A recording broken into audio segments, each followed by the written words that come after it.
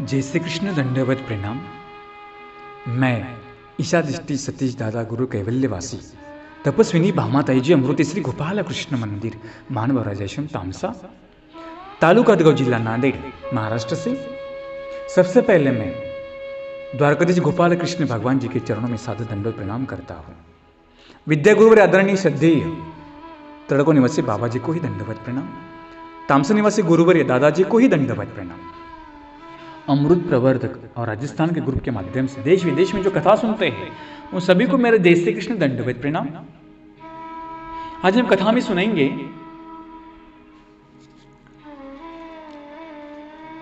कल हमने देखा था जब द्रौपदी का जो दुर्वासा था, दुर्वास ऋषि जो थे वो पांडवों का परीक्षा लेने के लिए आए थे।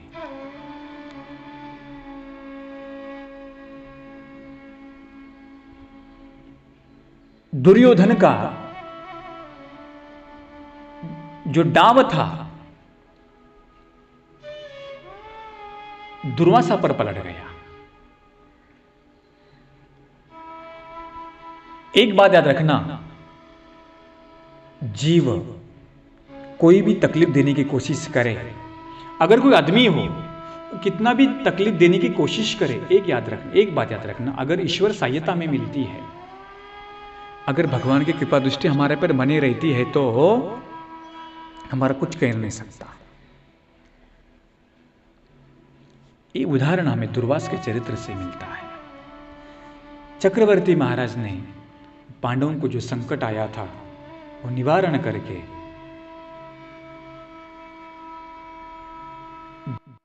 धारण कर लिया। दूसरी कथा ऐसी आती है, दुर्योधन को जब ये बात पता चली तब दुर्योधन ने जयद्रथ से कहा कि तुम जाओ द्रौपदी की विटंबना करो, उसे उठाकर लेके आओ। जब द्रौपदी को उठाने के लिए जयद्रथ चला गया, पांडव तो जंगल में अपना कुछ काम करने के लिए गए थे। देखो कहां भी जाओ, जंगल में जाओ, कहीं भी जाओ, घर में रहो, प्रपंच में रहो, कर्म तो करने ही पड़ते हैं।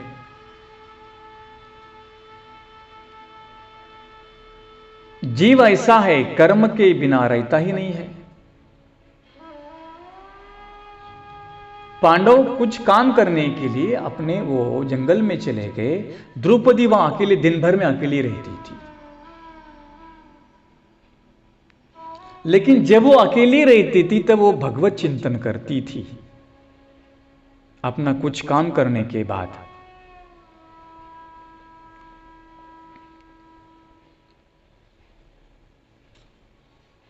जो कोई समय मिलता था उस समय में ईश्वर चिंतन करती थी।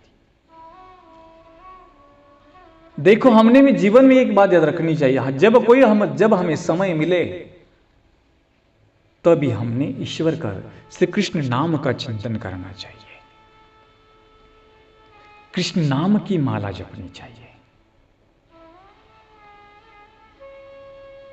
यही माला, यही नाम हमारी रक्षा करेगा। जिस प्रकार दुर्वासा से पांडवों का रक्षण किया, अगर दुर्वास को भोजन न मिलता तो वो दुर्वास शाप देता, पांडव मर जाते, लेकिन पांडवों का रक्षण भगवान ने किया। लेकिन भगवान की आराधना किसने की? द्रौपदी माता ने की।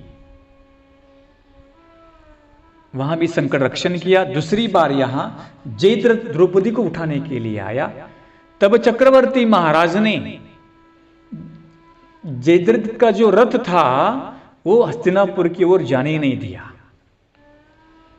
वो रथ घूम घूम कर वही आता, कहां? जहां पांडवों की गुफा थी वही वो रथ आता था।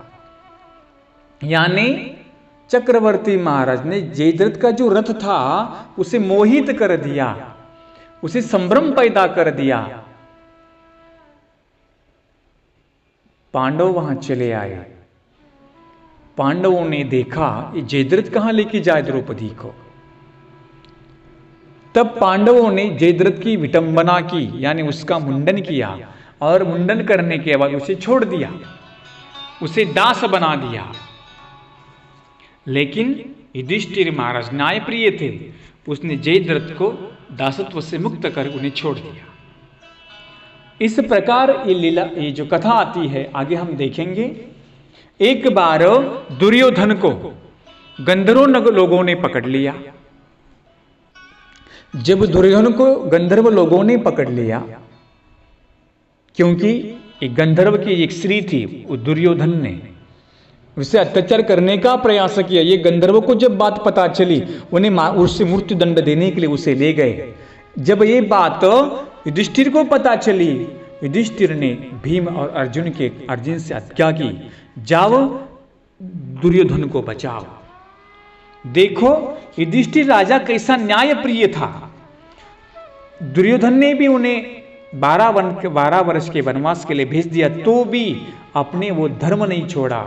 युधिष्ठिर उसे सत्य प्रिय राजा कहते थे। राजा ऐसा होना चाहिए, उसे न्याय करना चाहिए, तभी वो राजा बन सकता है। चाहे वो किसी भी संकट में हो, कोई भी विपदा में हो, लेकिन उसे न्याय करना आना चाहिए। युधिष्ठिर अगर वन में भी चले गए तो न्याय प्रिय थे, उसने न्याय किया। उसने कहा दुर्योधन भी एक राजा, एक देश का राजा है, वो हमारा भाई है और उसे बचना हमारा कर्तव्य है। भीम और अर्जुन को गुस्सा आ गया, कहने लगे भैया क्या करे हो आप, इस दुर्योधन ने हमारी पत्नी की विटंबना की, इस दुर्योधन ने हमें 12 वर्ष के वनवास में हमें भेज दिया, हम उसे बचाए? हरगिज नहीं हो सकता। युधिष्ठिर ने कहा हमारा शत्रु भी है और हमारा भाई भी है, क्योंकि एक राजा भी है, तुम्हारा कर्तव्य है, जाओ तुम उसे बचाओ। दुर्योधन को बचाने के लिए अर्जुन और भीम चले गए। देखो भाई का जो, मैं आपसे एक बात बता रहा हूं, जो घर का जो बड़ा आदमी होता है ना, वो न्यायप्रिय होना चाहिए, उसे न्याय करना आना चाहिए। घर के आदमी कैसे होते हैं, जिसके प्रति स्वार्थ होता है उसकी बाजू लेते हैं, चाहे वो कोई भी गलती करे। नहीं, अगर गलती कोई भी करे तो उसे न्याय हो, उसे दंड मिलना ही चाहिए। गलती कोई भी डांटना ही चाहिए, वो चाहे वो तुम्हारे का हो या हमारे का। लेकिन वो गलती करता है ना, उसे डांटो, उसे शासन करो, उसे समझाओ। या युधिष्ठिर ने अपनी न्यायप्रियता के साथ युधिष्ठिर ने दुर्योधन को छुड़ा दिया।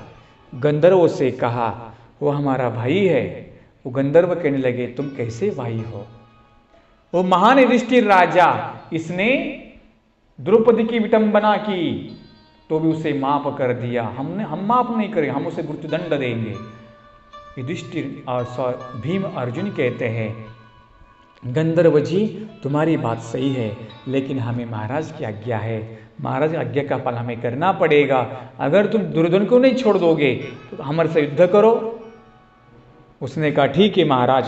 युधिष्ठिर की महाराज की आज्ञा लेकर उसे छोड़ देते हैं। दुर्योधन को छोड़ दिया। एक बात हमें सीख मिलती है, देखो प्रपंच में भाई ऐसा होना चाहिए। प्रपंच में तो भाई भाई के तो वैरी होता है। हमारा सगा भाई हो तो हमारे वैरी बन जाते हैं, भाई भाई का खून करते हैं। देखते हैं प्रपंच में ऐसे। देखो यहां हमें चरित्र से ऐसी सीख मिलती है, युधिष्ठिर राजा से हमें संदेश मिलता है, जो अपना भाई अगर उस पर संकट आए, उस पर संकट में जाना, उसे मदद करनी चाहिए। तुम्हारी कोई भी झगड़े हो, तुम्हारी कोई भी दुश्मनी हो, लेकिन किसने तुम पर आक्रमण किया, तुम्हारे परिवार पर किसने आक्रमण किया, तो भाई भाई के साथ भाई खड़ा रहना चाहिए। ऐसा होता है कभी अभी? नहीं होता है। हमारे भाई भाई में झगड़े, भाई भाई में वैरत्व, भाई भाई प्रॉपर्टी की एक भाई भाई प्रॉपर्टी के लिए खून कर देते हैं। अखबार में हम पढ़ते हैं। देखो कृष्ण चरित्र हमें ये बताता है, तुम्हारे कोई भी कितने भी झगड़े क्यों ना हो, लेकिन आप कोई संकट आए, कोई भाई भाई ने मिलकर लड़ना चाहिए।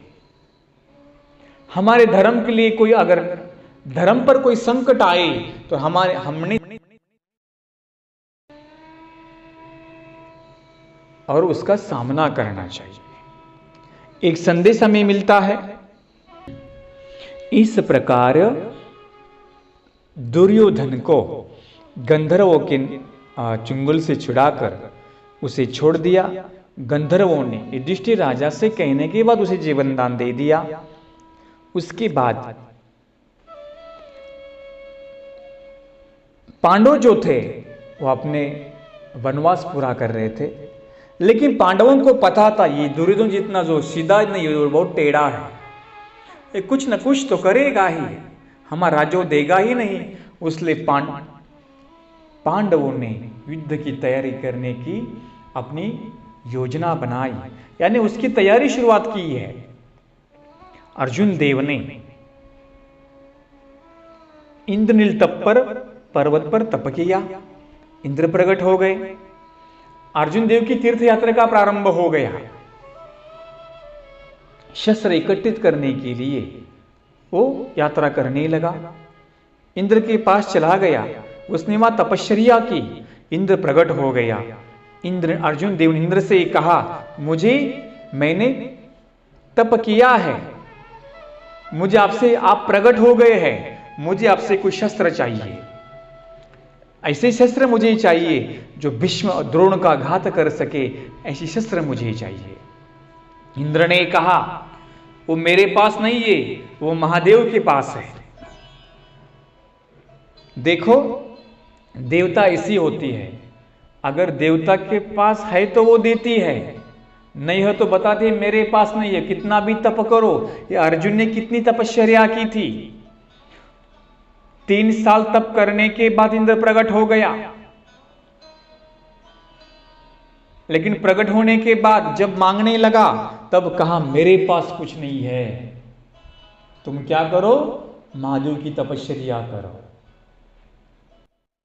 अगर इतना जीव ईश्वर की भक्ति करेगा तो क्या ईश्वर प्रकट नहीं होंगे, ईश्वर प्रसन्न नहीं होंगे। लेकिन जीव अज्ञान की वजह से देवताओं की भक्ति, देवताओं की तपश्चर्या करता है। जो अर्जुन था वो तो कृष्ण भक्त था, लेकिन अस्त्र प्राप्त करने के लिए वो ऐसी तपश्चर्या करता था।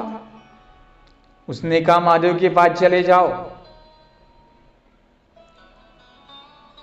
अर्जुन ने महादेव की तपश्चर्या शुरुआत की। महादेव को प्रसन्न करके महादेव से कहने लगे,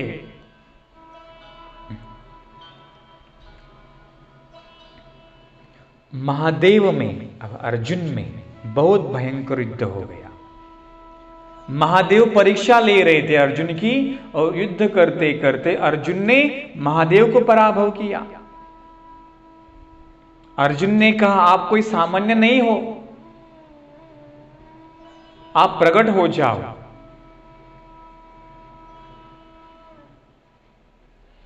महादेव प्रसन्न हो गए। अर्जुन ने कहा, मुझे भीष्म और द्रोण का वध करना है, मुझे आपसे शस्त्र चाहिए।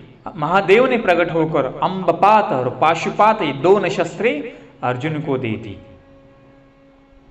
और ये शस्त्र लेकर, कुछ अस्त्र लेकर अर्जुन जो है वो युधिष्ठिर के पास चले आए। इस प्रकार एक कथा में हमने सुना, दुर्योधन का गर्व किस प्रकार हरण कर लिया, दुर्वासा का गर्व किस प्रकार हरण कर लिया, और अर्जुन ने महादेव को, इंद्र को प्रसन्न करके कोई शस्त्र अपने पास प्राप्त की है। इस चरित्र से हमें सीख मिलती है, अगर भगवान तुम्हारे साथ है तो हमारी रक्षा करेंगे। अगर तुम्हें लगता है प्रपंच में हमने भगवान ने हमारी रक्षा करनी चाहिए, तो